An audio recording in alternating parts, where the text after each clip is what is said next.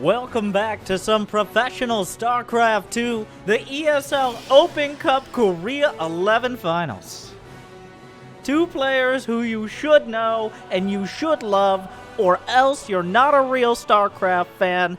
Fight me in the comments. Anyways, in the bottom right, some say he is best, but we all know that he is Zest from Raise Your Edge Gaming. The South Korean player looking to cut through the Canadian Zerg in the top left from Team Newbie. One of the fan favorites from around the world. A roller coaster of emotion every year. Whether it's some of the most amazing plays, beating the most incredible people, or maybe coming up short. What will we see today from the champion Zerg Hex player? Anyways, it's Scarlett.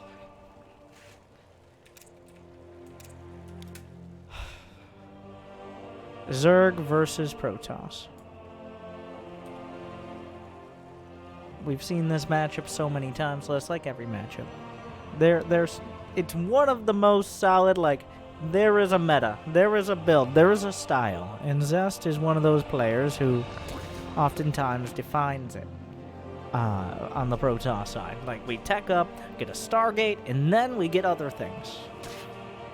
Nowadays, people mixing it up a little, like, they're throwing in more tech, more strategies. Sometimes you'll see a Twilight or Robo. And that was true before, but...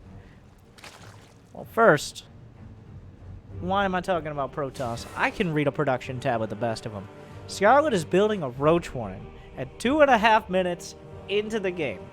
Scarlett, well, this is a cheese. This is a dirty cheese. And if Zest does not scout it, especially since there's a Twilight Council on the way, and I don't know if you knew this, but Twilight Councils do not build units, and they especially do not build flying units that are invulnerable to roaches. Oh no. Zest shaded away. He didn't even scout for the third with the Adept!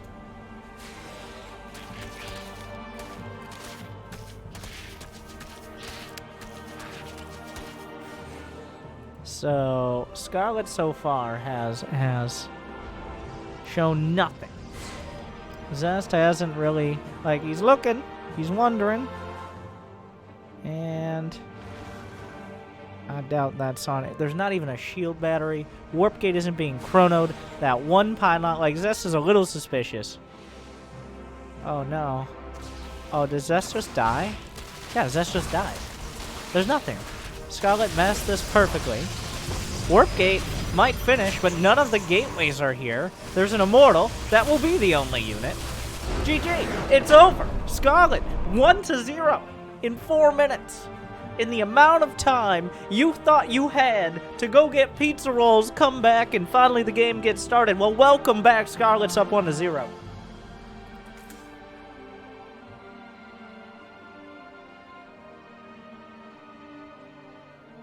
Zest not doing the due diligence there of simply, well, if you don't even scout for the third, if you don't send the Adept at least towards the main, it was very close. Like, the first Roach that popped out almost decided to what am I doing?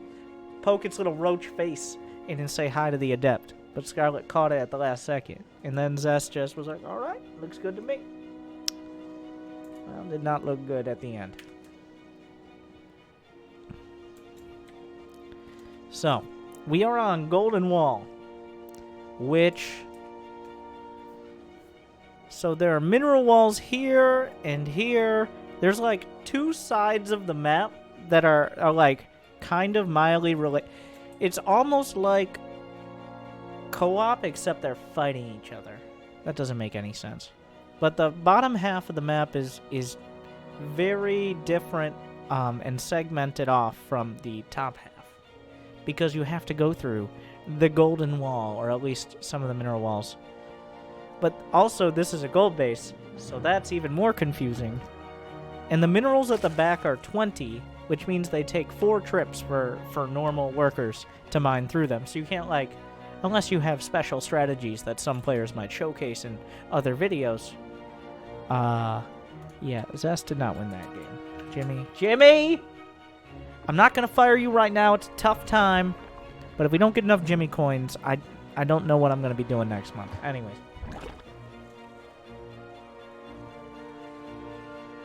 What was I saying? Anyways, I'm surprised this made it through the map vetoes, but I think this map, if it hasn't already, I don't know what happens in this game, but if it hasn't already, will make some of the most exciting matches, because almost every single map that pro gamers absolutely hate ends up in some of the most exciting matches. For either, 1, they don't really play it very much because they veto it, or 2, they only do, like, crazy strategies. Or maybe it's just the map design itself. Like, maybe it's all 3. It's not always just one thing. So anyway, Scarlett has a gold base, but the gold base can technically be hit from behind the minerals by, like, an adept or a stalker or something. But Scarlett has mined some of the minerals at the back of her main, so that way she'll have access to the behind of the gold base. But okay. Okay, Pepe Sylvia. Simmer down. There is no major cheese happening in this game. At least not nearly to the extent of the previous one.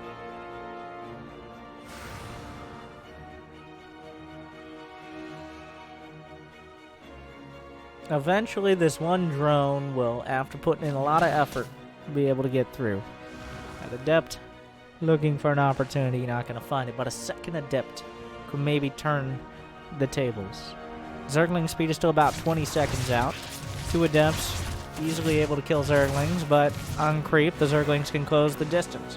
1 Adept badly bruised. Scarlett only has 20... Whoa. Scarlett only has 22 drones right now. She's making a lot of Zerglings.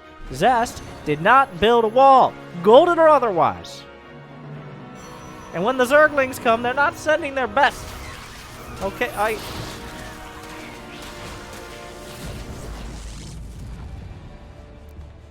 Okay, so now Scarlett is drowning. Remember, she does have a gold base. That force field actually makes this wall even more awkward. Okay, that's not working. Now I can cancel a pylon. Zest doesn't know how committed Scarlett is here. It could be just the Zerglings he's seen, or it could be 20 more. And Scarlett does have closer to 20 more, but that's not enough to actually get through the wall. Her mineral income, despite being a few workers down, is comparable because that gold base, they return 7 minerals at a time as opposed to just 5. And now Zest is hard-walled into his own base. But he could mine the walls at the back.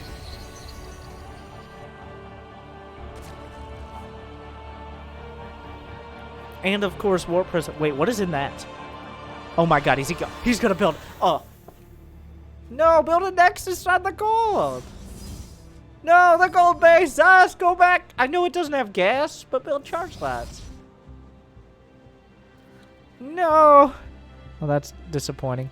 I've seen players take the gold, but from the other side, which doesn't have access to gas, but it's only 1 gas, guys are like, whatever. But wait! Speaking of gold! Well, Scarlett has taken down the mineral wall. Now there's an Immortal and 2 Stalkers on the wrong side of Scarlett's story right now. The Zerglings gonna trot around, but this is one of the most obviously abusive locations to be used by a Warp Prism against, well, someone who's taken that gold so early. That drone's still going to work. A lot of work. He's wondering why they didn't assign more drones, but he's not really a big picture type of guy. Meanwhile, that probe has been waiting for its opportunity to finally expand, though unfortunately, it looked for a second like it might just die. Nope, it'll be fine. Or will it? I don't know. Meanwhile, Scarlett has a whole lot of Ravagers, Roaches, and Zerglings, and she is streaming across the top half of the map. with a vengeance. The Ravagers with Corrosive Bile can break Force Field. There's not that much energy for Force Field in the first place. Some shield batteries and cannons are on the way. Zest is taking this very seriously, as well he should. Scarlett's only at 41 workers. I don't believe she has a lair. No! Just an advanced version of what she did last game, with like 8 times more of every single unit, but still. In fact, there's not any roaches. They're all Ravagers. The wall is being broken. Mrs. Zergachev, tear down this wall. Down goes the Cyber Core. With it, the gateway. The juggling is good, but is it good enough? Zest, keeping the Immortals alive. Batteries are finishing. Cannon helping. Big warping coming up. Is charge done? Charge is complete. The Zerglings are thinning out. +1 attack is still pretty far off. Warp Prism intact. Immortals still have full HP, though some of the shields are gone. Zest is holding. He lost 7 probes, which is not critical damage in a situation where the Zerg player is on. Scarlett is so strapped for tech, she's building 2 lairs. The Zealots are closing, and it looks like Zest is going to be able to hold. And now, 2 Immortals and a War Prism. Name a more iconic combo. Captain Protoss. Layer number 1 will be at the goal. But now 3 Immortals. Corrosive Bile onto the pylon. Also incidentally connects with a Prism. You gotta be real careful with that thing. Oh, the Immortals taking a lot of damage. They're all in the orange. But they're still alive. Still living up to their name like the Warp Prism allows them to. The double layer is complete, and a Spire is on the way. Zest sitting supply blocked at 69 supply, which, while it's okay, it's not as nice as it could be. He lost a lot of pylons at the front. He doesn't have a third. Scarlett, like, he's on the clock. Okay? While Scarlett didn't have much tech, she didn't have an overwhelming economy. In fact, the gold base is starting to mine out a little bit. Oh. The mineral wall is being mined through. The drones are slowly chewing through all the obstacles on the map and unlocking more ways to ruin Zest's day. It's not over yet. He's still got 2 Immortals. Oh, Archons! Oh, wait, Archon and Immortal! Somehow, wrong on... Well, Zest is expanding to the top. It appears he canceled it immediately. I mean, obviously. But. Oh, the army? There's just not enough. Like, 1 Archon adds a lot of damage. Maybe he could have killed an Immortal or 2, but you don't want to lose all the Zerglings for that. Zest needs to find a 3rd base. He's running out of time. Scarlett has 4 bases. She might only have 50 workers, but she's very flexible, and once the mutas come out, of which there are now 4, the anti-airs and... Oh, the gold base! There's 2 Archons going on 3. The 4th base... Oh, Scarlett has been mining the gold for so long, she mined out enough of it that now she could go through the gold base to save her other base. It's all literally coming together.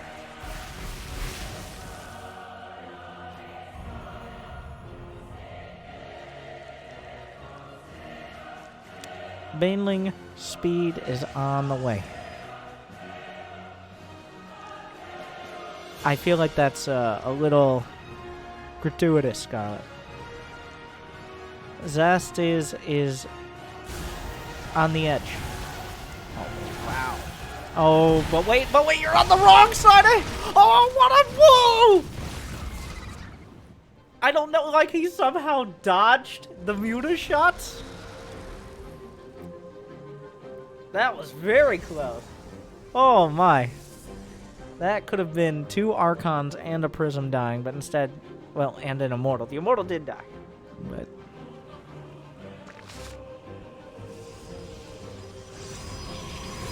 Zest now has a gold base, which is a lot of income, especially for someone who's been struggling. The thing is, the muta count... Well, how many mutas was that? 4 mutas. That actually hurts a lot. Like, losing your first 4 mutas and not really getting anything for it. That's keeping Zest in the game right now. But the muta, like... any amount of mutas is going to be incredibly annoying if you have no access to phoenixes. So, yeah, the mutas are looking for more. It only takes 5 to one-shot a probe. The precarious warp prism is, I don't even know if there's enough physical space for the thickest unit in the game, Archons. Only closely rivaled by your mothership.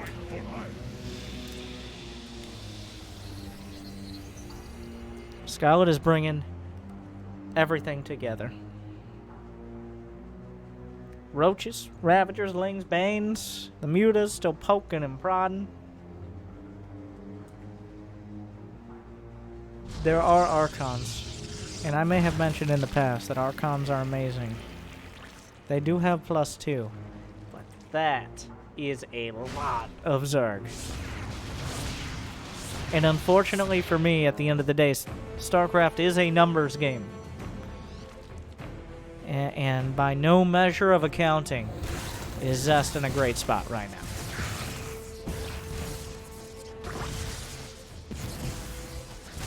The base itself, hatchery. So Archons do extra damage to biological, which includes Zerg building. Oh my god, just hit it! Okay. Thank god. Well, that's a pretty decent snipe there. 6. Look at the worker count, 50 to 50, but then think about the army supply. 142 to 97. More Archons! It's gonna be 8 in total, 8 Archons, but against 18 Ravagers, 200 supply of Zerg.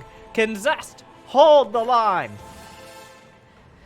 The Ravagers can break through any force fields. You got to be careful with those charge lots. They don't all want to die. Like, okay, the force fields will be broken down. The Banelings will trickle through. The juggling is good, but is it good enough? More Banelings coming through. The charge lots unleashed, but there's still too many Banelings. The Immortals and the Archons are crumbling. The Prism gone down.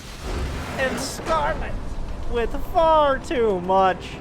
Almost, well, essentially every single Baneling is gone.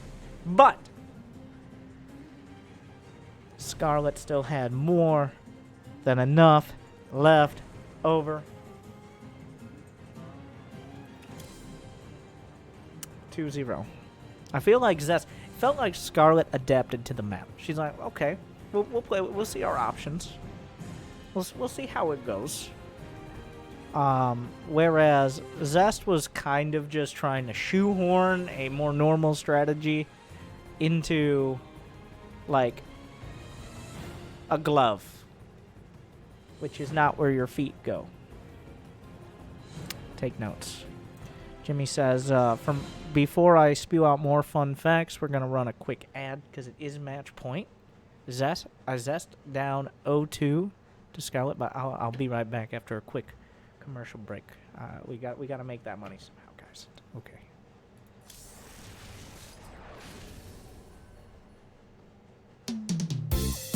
Welcome back, everyone. I'm Winter, and did you know that if you like and subscribe on YouTube, then YouTube might think people actually like watching me instead of just skim through the precious few YouTube channels there are left for StarCraft 2 and say, well, I guess that guy will do. But I just wish Husky was around sometime in the last 8 years, but since I can't get over my nostalgia, this will help me cope. Like and subscribe. Thank you guys for sticking around.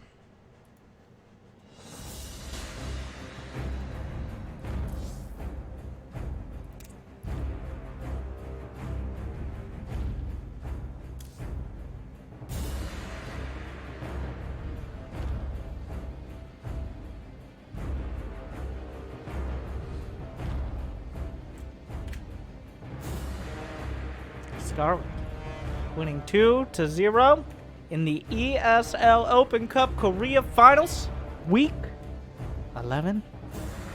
But some of the strongest players.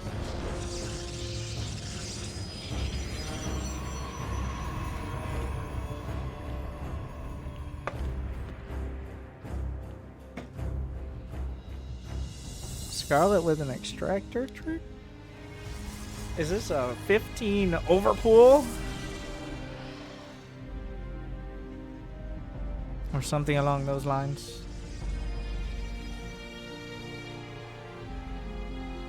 No, it's a... Wait, what? Oh, it's just a trick. What am I saying? Those drones turning tricks. Okay.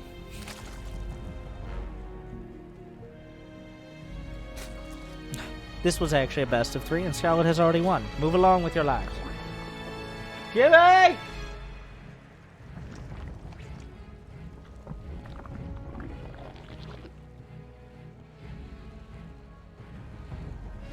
Nothing. Not even a cannon rush. Zest. Well, Game 1 was 1 or 2 vision range away from being scouted. Like, Zest had the adept. You gotta put some work in. Like, you don't send that adept across the map. Like, you're self-employed. Your results are what matter. You can't just check back into your manager and be like, yeah, I sent the adept out. Did you send the adept shade into the main to check for a lair or a roach warren?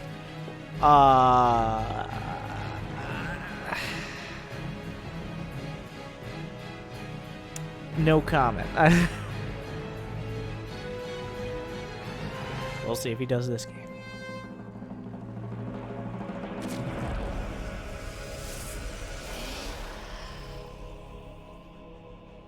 Interestingly, no attempt at a Stargate. The Stargate, the staple, the bread and the butter of Protoss versus Zerg for so long. But Zest, and I've seen other Protoss. I mean, if you could be reminded of Zest versus Rogue in IM Katowice, which was something. Protoss players just, well, Zest specifically, doesn't seem incredibly comfortable with playing a later game Zerg. So, we'll see if someone shows the way, but so far Zest is focusing on mostly 2-base pressure and then taking a third if you can verify that the Zerg is on a lower economy. That's a Baneling nest. That is a Baneling nest. Alright? This is a Baneling. They come from a nest. No, that's wrong. They come from... Winter, why do you have your face on the screen? It's unprofessional. Show you professional. Alright, they come from these. This is a Zerg. Oh. And then it's a very uncomfortable process, but don't worry, at the end they die. If you follow their story far enough.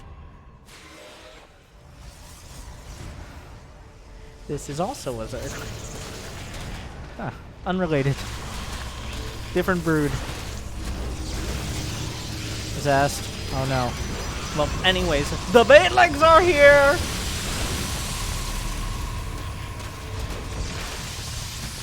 It's a disaster. The Warp Prism shows up. And what are you gonna do? Warp Prism, what you gonna do? What you gonna do when the Lings chew through? Warp Prism, what you gonna do? Depower the gates, but you're already dead. And it's all over!